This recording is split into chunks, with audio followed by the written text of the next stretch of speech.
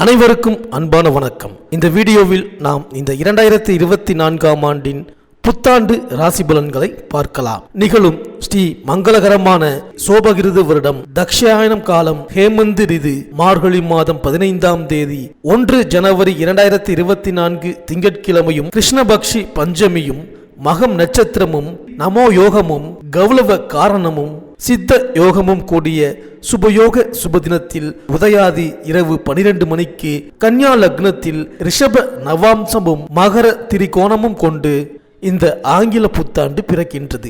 மகம் நட்சத்திரம் சிம்ம ராசி கன்னி லக்னத்தில் புத்தாண்டு பிறக்கின்றது. பிறக்கும் புத்தாண்டில் அனைவரும் சீரும் சிறப்புடனும் ஆயுசுடனும் ஆரோக்கியத்துடனும் அனைத்து விதமான சேமங்கள் பெறவும், திருமணம் கைகூடி வரவும், சந்தான பாக்கியம் கிடைக்கவும், நல்ல வேலை அமையவும், வெளிநாடு பயணம் இனிதே பெறவும், வீடு மனை வாகனம் அமையவும், ஆண்டின் தொடக்க நாளில் இறைவனை திருக்கோவில்களில் சென்று வழிபாடு செய்து வருவது நல்லது.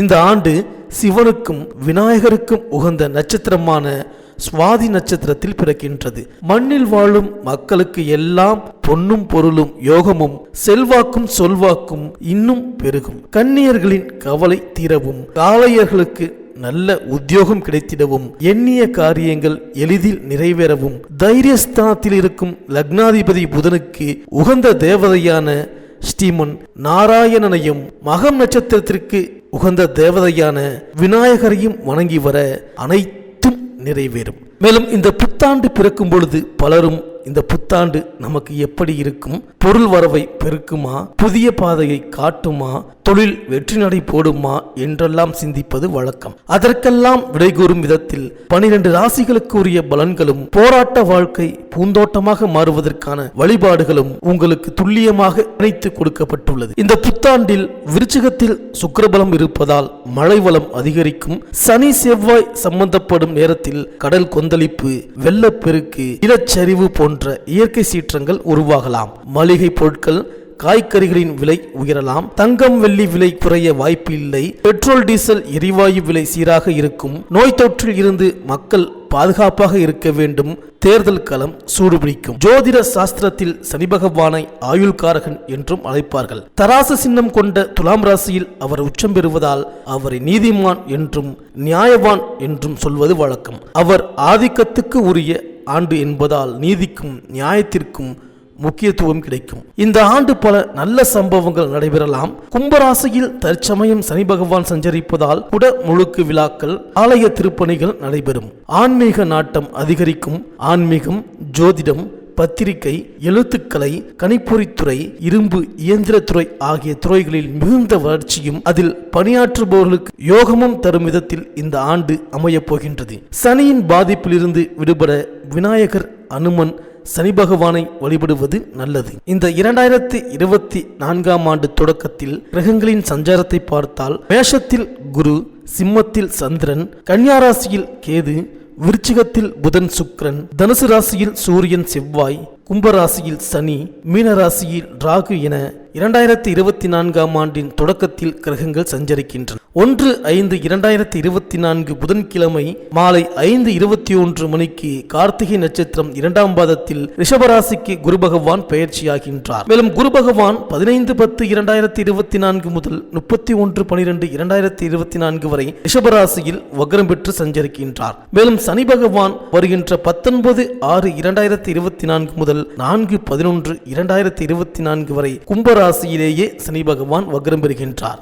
இந்த கிரகங்களின் சஞ்சாரம் மற்றும் மாற்றம், அதிசாரம், வக்ர பெயர்ச்சியின் காரணமாக இந்த 2024ஆம் ஆண்டு உங்களுக்கு என்னென்ன பலன்களை தரப்போகின்றது, நீங்கள் செய்ய வேண்டிய பரிகாரங்கள் என்ன என்று இந்த வீடியோவில் பார்க்கலாம். அனைவருக்கும் இனிய புத்தாண்டு நல்வாழ்த்துக்கள். புத பகவானை ராசிநாதனாக கொண்ட மிதுன ராசி அன்பர்களே, உங்கள் சவால்களை பூர்த்தி செய்யும் விதத்தில் புத்தாண்டு பிறக்கின்றது. சென்ற ஆண்டு கடைசியிலேயே அஷ்டமத்து சனி விலகிவிட்டதால் இந்த ஆண்டின் தொடக்கத்திலேயே நல்ல பலன்கள் உங்கள் இல்லம் தேடி வரப்போகின்றது. நினைத்தது நிறைவேறும். நெருக்கடி நிலை மாறும். புதிய தொழில் தொடங்கும் திட்டங்கள் நிறைவேறும். குரு பயிற்சிக்கு பின்னால் வருடத்தின் பிற்பாதியில் வளர்ச்சி அதிகரிக்கும். வருமானமும் பெருகும். ஆண்டின் தொடக்கத்திலேயே உங்கள் ராசிக்கு 9ஆம் இடமான பிதுர் ராஜ்யஸ்தானத்தில் சனி பகவான் சஞ்சரிக்கின்றார். அது பாக்கியஸ்தானமாகவும் இருப்பதால் இதுவரை தடைபட்டவை தானாக வந்து சேரும். தொழில் முன்னேற்றம் அதிகரிக்கும். உத்தியோகத்தில் உள்ளவர்களுக்கு உயர் பதவிகளும் எதிர்பார்த்த ஊதிய உயர்வும் கிடைக்கும். கொடிகட்டி பறந்த குடும்ப பிரச்சனை படிப்படியாக மாறும். சொத்துக்களில் இருந்த பிரச்சனைகள் தீரும். பொருளாதார நிலையில் இருந்த ஏற்ற இறக்க நிலை சீராகும். மேலும் உங்கள் ராசிக்கு 9ஆம் இடத்தில் சஞ்சரிக்கும் சனியின் பார்வை 3, 6, 11 ஆகிய இடங்களில் பதிகின்றது. எனவே சகோதரம், ஜீவனம், உத்தியோகம், தொழில் வளர்ச்சி, லாபம் ஆகியவற்றை பற்றி தெரிந்து கொள்ளும் இடங்களில் சனியின் பார்வை பதிவதால் அந்த இடங்களுக்குரிய ஆதிபத்தியங்கள் மூலம் நல்ல பலன்கள் கிடைக்கப் போகின்றது. குறிப்பாக கூட பிறந்தவர்களால் ஏற்பட்ட பிரச்சனை அகலும். எதிர்பார்ப்புகள் எளிதில் நிறைவேற விலகிய சனியை விரும்பி சென்று வழிபடுவது நல்லது.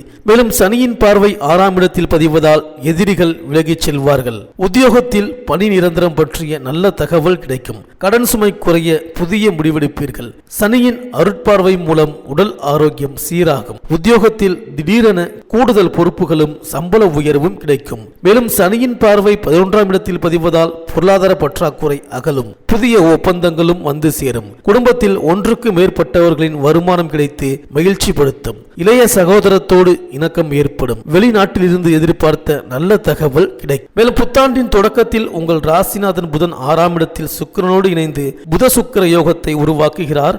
மறைந்த புதனால் நிறைந்த தனலாபம் கிடைக்கும் என்பது பழமொழி. எனவே இனி பற்றாக்குறை அகன்று பணவரவு திருப்தி தரும். தொழில் வியாபாரத்தில் எதிர்பார்த்த லாபம் கிடைக்கும். புதிய பங்குதாரர்களை சேர்த்துக் கொண்டு முன்னேற்ற பாதையில் அடியெடுத்து வைப்பீர்கள். குரு பலத்தால் வாழ்க்கை துணையின் வேலை சம்பந்தமாக எடுத்த முயற்சியில் வெற்றி கிடைக்கும். 10இல் ராகு, 4இல் கேது சஞ்சரிக்கின்றார்கள். எனவே தொழிலில் புதிய ஒப்பந்தங்கள் வந்து சேரும். துணிந்து சில முடிவுகளை எடுத்து எதிரிகளை ஆச்சரியப்பட வைப்பீர்கள். பெற்றோர் உடல்நலத்திற்காக ஒரு பெரும் தொகையை செலவிடும் சூழ்நிலை உண்டு. அஷ்டமத்து சனி விலகி அற்புதமான பலன்களை கொடுக்கும் நேரம் இது என்றாலும் வெற்றி கிடைக்க பெரும் போராட்டங்களை சந்திக்க வேண்டியிருக்கும். சர்ப்ப பரிகாரமும் சனீஸ்வர வழிபாடும் சந்தோஷத்தை தக்க வைத்துக் கொள்ள வழிவகுக்கும். செவ்வாயுடன் இணைந்திருக்கும் சூரியனால் சொத்து பிரச்சனைகள் நல்லபடியாக முடியும். மேலும் இந்த புத்தாண்டு தொடக்கத்தில் உங்கள் ராசிக்கு 11ஆம் இடமான லாபஸ்தானத்தில் குரு சஞ்சரிக்கின்றார். அவரது பார்வை 3, 5, 7 ஆகிய இடங்களில் பதிகின்றது. எனவே முன்னேற்ற பாதையில் அடியெடுத்து வைப்பதற்கான முயற்சிகள் கைகூடும். திருமணம் கைகூடாதவர்களுக்கு திருமண தகடை அகன்று வரன்கள் வந்து சேரும். பூர்வீக சொத்துக்கள் கைக்கு கிடைக்கலாம். தொழிலில் புதிய முதலீடுகள் செய்து வருமானத்தை பெருக்கிக் கொள்ள வழி செய்து கொள்வீர்கள். மேலும் உங்கள் ராசிக்கு 9ஆம் இடமான பாக்கியஸ்தானத்தில் சனி பகவான் சஞ்சரிக்கின்றார். இதுவரை அஷ்டமத்து சனியின் பிடியில் சிக்கியிருந்த உங்களுக்கு இப்பொழுது விடிவு காலம் பிறந்துவிட்டது. படிப்படியாக முன்னேற்றம் ஏற்படும். மூடி கிடந்த தொழிலுக்கு திறப்பு விழா நடத்துவீர்கள். தொழில் மற்றும் உத்தியோகத்தில் இதுவரை இருந்த பிரச்சனைகள் ஒவ்வொன்றாக தீரும். மேலும் இந்த புத்தாண்டில் 1/5/2024 அன்று கார்த்திகை நட்சத்திரம் 2வது பாதத்தில் ரிஷபராசியில் குரு பகவான் சஞ்சரிக்கப் போகின்றார்.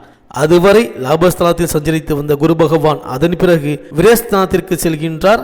உங்கள் ராசிக்கு கேந்திராதிபத்திய தோஷம் பெற்ற கிரகம் மறைவிடத்திற்கு வரும் பொழுது யோகத்தை தரும். உடல் நலம் சீராகி உற்சாகத்துடன் பணிபுரிவீர்கள். கடன் சுமை பாதிக்கு மேல் குறையும். பொது வாழ்வில் புதிய திருப்பங்கள் வந்து சேரும். தள்ளி சென்ற வாய்ப்புகள் தானாக வந்து மகிழ்விக்கும். குருவின் பார்வை 4, 6, 8 ஆகிய இடங்களில் பதிகின்றது. குருவின் பார்வை 4ஆம் இடத்தில் பதிவதால் தாய்வழி ஆதரவு கிடைக்கும். தொழில் முன்னேற்ற பாதையை நோக்கி செல்லும். உறவினர் வழியில் ஏற்பட்ட மனக்கசப்பு மாறும். கடல் தாண்டி சென்று பணிபுரிய வேண்டும் என்று விரும்பியவர்களுக்கு அது கைகூடும். இடம், வீடு வாங்குவது, விற்பது அல்லது புதிய வாகனம் வாங்குவது சம்பந்தமாக செய்த முயற்சியும் கைகூடும். மேலும் குருவின் பார்வை 6ஆம் இடத்தில் பதிவதால் வழக்குகளில் திசை திருப்பம் ஏற்படும். முன்னோர் சொத்துக்களில் முறையான பங்கீடு கிடைக்கவில்லையே என்று கவலைப்பட்டவர்களுக்கு பஞ்சாயத்துக்கள் மூலம் சாதகமான நிலை உருவாகும். கடன் தொல்லை குறையும். உத்தியோகத்தில் மேல் அதிகாரிகளின் மனதில் இடம் பிடிப்பீர்கள். குருவின் பார்வை 6ஆம் இடத்தில் பதிவதால் உடல்நலக் குறைபாடு அகலும்.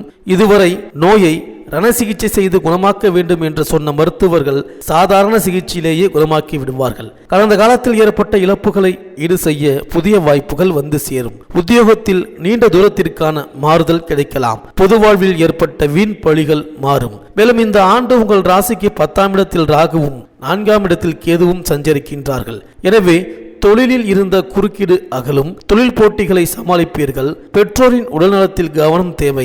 என்றைக்கோ வாங்கி போட்ட இடத்தை லாபத்துடன் விற்க நேரிடலாம். கேதுவின் ஆதிக்கத்தால் அடிக்கடி ஆரோக்கியத்தில் அச்சுறுத்தல் ஏற்படலாம். தாய்வழி உறவுகளால் சில பிரச்சனைகளை சந்திப்பீர்கள். முறையான சர்பசாந்தி வழிபாடு முன்னேற்றத்திற்கு கை கொடுக்கும். மேலும் சனியின் வக்ர காலத்தில் அதிக விழிப்புணர்ச்சி தேவை. முன்னேற்ற தடைகளும் முக்கிய புள்ளிகளின் எதிர்ப்புகளும் அதிகரிக்கும். பிறருக்கு நன்மை செய்தாலும் அது தீமையாகவே தெரியும். நீங்கள் செய்த உதவிக்கு உறவினர்கள் நன்றி காட்ட மாட்டார்கள். விரயங்கள் கூடும். சொத்து பிரச்சனை மீண்டும் தலை தூக்கும். குருவின் வக்ர காலத்தில் எடுத்த முயற்சிகளில் வெற்றி கிடைக்கும். உத்தியோகத்தில் எதிர்பாராத இலாக்கா மாற்றம் கிடைக்கும். திருமண தடை அகலும். திரும்பிச் சென்ற வரன்கள் மீண்டும் வரும். இந்த மிதுன ராசி பெண்களுக்கு எதிர்பார்த்த நல்ல மாற்றங்கள் வந்து சேரும். இதுவரை இருந்த பற்றாக்குறை அகலும். கணவன் மனைவிக்குள் அன்பும் ஆதரவும் அதிகரிக்கும். குடும்ப ஒற்றுமை பலப்படும். பிள்ளைகளின் எதிர்கால நலன் கருதி நீங்கள் எடுத்த முயற்சி கைகூடும். பொன்பொருள் சேர்க்கை உண்டு. ஆரோக்கியம் சீராகும்.